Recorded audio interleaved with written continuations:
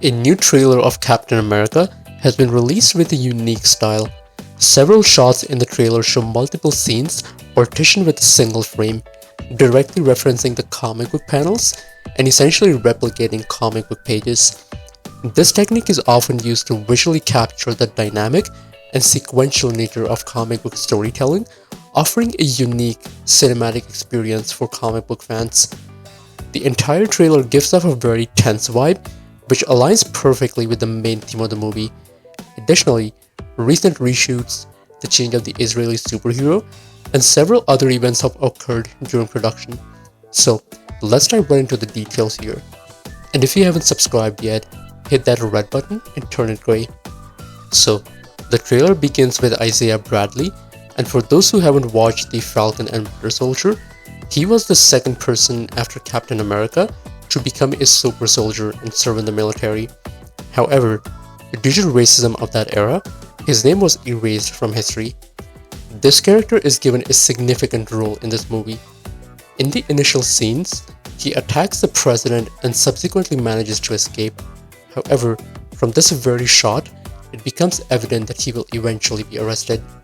Sam asks him if he remembers anything, implying that Isaiah might have been controlled during the attack on the president, suggesting he did not act of his own free will.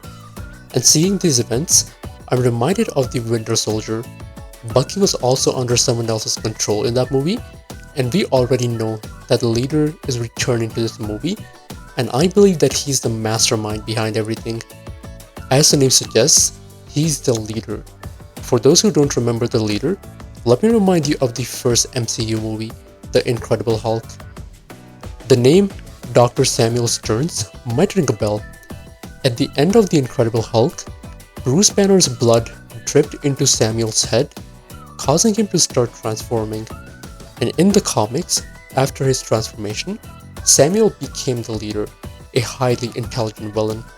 Mostly, the leader will create chaos in this movie, similar to what Zemo did in Civil War. In the White House scene, there are also some small details, like for example the painting on the right, which is of Thomas Jefferson, the third president of the United States, and the painting on the left, which is of James Madison, the fourth president. Next, we'll be introduced to a character named Ruth Bat Saraf, who in the comics is an Israeli superhero known as Sabra. Initially, the movie was going to portray her in the same way, but due to current conflicts, Marvel wants to avoid any controversy. So, they've decided to recast her origin story, making her an American character instead of Israeli, and she'll also be a former Black Widow, and any connection to Israel will be removed. Moving on, we see a shot of a Japanese jet flying towards a specific location. Now, we're reaching the climax of the movie. The focus is on adamantium, the same metal used to create Wolverine's claws. This adamantium will be extracted from Tiamat, the celestial being born on Earth in the Eternals. The entire plot of this movie revolves around this celestial's body. This body is a source of a new, raw form of adamantium. Japan possesses the technology to extract metal from this raw adamantium. And with this, adamantium is introduced into the Marvel Cinematic Universe, which will be crucial for introducing X-Men into the future of the MCU. This movie will try to depict a historical reality, which is that most wars are fought over a country's resources. That's exactly what we see happening here. In the end, we see Sam Wilson as Captain America, wearing a completely new suit with wings. You might have seen this look in his helmet as well. This entire suit was most likely created by Wakanda using vibranium. In this scene, we can see him creating a wave with the suit, similar to what Black Panther does. And in this shot, we can also see the Celestial's body, and throughout the trailer, it appears in many different scenes. Alongside Sam Wilson, we see Joaquin Torres, who is also going to be the new Falcon, as we saw in The Falcon and Winter Soldier. Here, we hear the leader's voice, expressing his opposition to General Ross becoming president. We see the slogan, "Reset Ross, Reset America," and as you might remember, President Ross in this movie also appeared in The Incredible Hulk, where he played a crucial role. The leader and Ross have a long-standing history. Since the actor who originally played General Ross has passed away, Harrison Ford has been cast as a replacement. Finally, the leader is taking control of everything. I believe he's the one who planned the attack on the president by Bradley, created a global conflict over Adamantium, had Sam Wilson arrested, and most importantly, transformed Ross into the Red Hulk. The leader's character will be the main manipulator in this movie.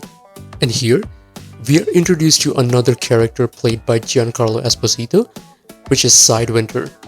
He's positioned as the leader of the Serpent Society. It's possible he's one of the people attacking the president or the White House, perhaps in alliance with or under the influence of the leader. It's interesting to note that in Deadpool and Wolverine movies, there were Easter eggs referencing a villain named Copperhead, who is also a member of the Serpent Society. And at the end of the trailer, we get the money shot, President Ross transforming into Red Hulk at the US military funeral. Notice that while the Green Hulk absorbs and emits gamma radiation, the Red Hulk emits heat from his body. If you look closely, you can see fire around his hands. Think of the Red Hulk's skin as being like a heated metal. Even the movie poster reflects that. I'm absolutely sure we'll see a scene in the movie where the Red Hulk rips Captain America's shield in two. So, that's a complete breakdown of Captain America: Brave New World. If you watched this far, please subscribe to our channel for more videos like this and like this video to help us grow. And as always, until next time.